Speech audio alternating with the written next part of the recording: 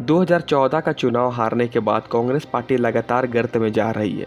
Congress party का 2014 में चुनाव हारने का कारण था अल्पसंख्यक तुष्टीकरण, भ्रष्टाचार, परिवारवाद और पिछले दरवाजे से सरकार चलाना। लेकिन इसके बाद भी चुनाव दर चुनाव कांग्रेस पार्टी हारती चली गई और अपनी साख खोती गई।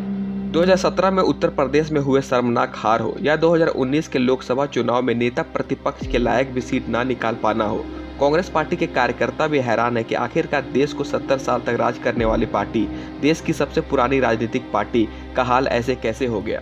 इन सब में जो सबसे पहली बात सामने निकल कर आई है वो ये है कि कांग्रेस पार्टी में केंद्र से लेकर प्रदेश तक बाहर से आए वामपंथी विचारकों, नेताओं और सलाहकारों की घुसपैठ हो चुकी है। कांग्रेस के लिए जी जान से काम करने वाले कार्यकर्ताओं को पूरी तरह से साइडलाइन किया जा चुका है। अब कांग्रेस पार्टी में केवल वामपंथी सलाहकार, नेता और पदाधिकारी बचे हुए हैं, कार्यकर्ता गायब है।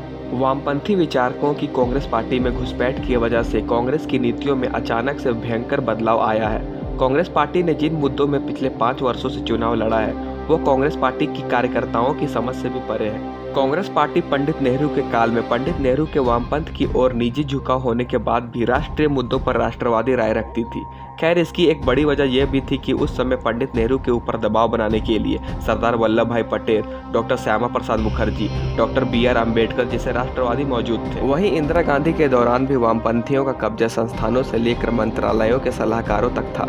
लेकिन पाकिस्तान और बांग्लादेश के निर्माण के मामले में इंदिरा गांधी ने राष्ट्रवाद का रुख अपनाया।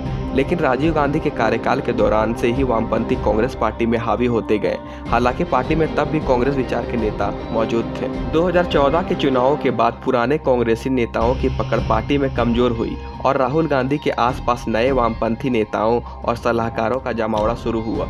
इन्हीं वामपंथी सलाहकारों और नेताओं ने अलग अलग राज्यों में वामपंथ से जुड़े हुए छात्र नेताओं, पत्रकारों, विचारकों, एक्टिविस्ट समूहों और कार्यकर्ताओं को कांग्रेस पार्टी में शामिल किया। उत्तर प्रदेश में आज अधिकांश कांग्रेस के मुख्य पद बाहर से आए वामपंथी कार्यकर्ताओं को दी गई हैं। मध्य प्रदेश में कांग्रेस सरकार बनने के बाद वामपंथी पत्रकारों को विश्वविद्यालय में गेस्ट लेक्चरर के रूप में नियुक्तियां दी गई। राजस्थान में कांग्रेस सरकार बनते ही विश्वविद्यालय में वामपंथी पत्रकार को कुलपति बनाया गया। वहीं छत्तीसगढ़ में वामपंथ से जुड़े हुए एक पत्रकार को मुख्यमंत्री का मुख्य सलाहकार बनाया गया। वामपंथी विचारधारा के लोगों ने राहुल गांधी के सहयोगी और कांग्रेस पार्टी के बड़े बड़े पदों को हासिल करने के बाद कांग्रेस पार्टी के लिए 2019 की लोकसभा चुनाव में गड्ढे खोद दिए। वामपंथी एजेंडे को कांग्रेस मैनिफेस्टो के रूप में लाया गया। कश्मीर से अप्सपा हटाना, देशद्रोह का कानून हटाना, कश्मीरी पंडितों पर चुप्पी, धारा 370, 35A पर चुप्पी जैसे मामलों पर कांग्रेसी कार्यकर्ता भी नाखुश थे। ये बात पूरी तरह से सत्य है कि कांग्रेस का आम कार्यकर्ता देश विरोधी गतिविधियों का समर्थन नहीं करता। कांग्रेस का आम कार्यकर्ता कश्मीर की आज़ादी नहीं बल्कि अखंड भारत चाहता है।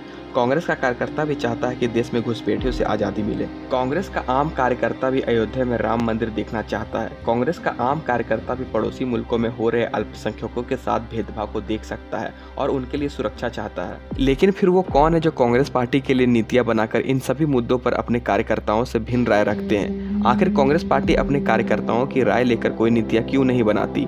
उसका एकमात्र कारण है कि कांग्रेस के कार्यकर्ता राष्ट्रवादी हैं मगर नीतियां बनाने वाले वामपंथी। आज कांग्रेस पार्टी में कार्यकर्ताओं की नहीं बल्कि बाहर से आए वामपंथी सलाहकारों की राय पूछी और मानी जाती है। इसका सबसे बड़ा उदाहरण हमने पिछले 1 साल में देख लिया है। कांग्रेस पार्टी के कार्यकर्ताओं का एक बड़ा समूह वामपंथियों के घुसपैठ से नाराज है।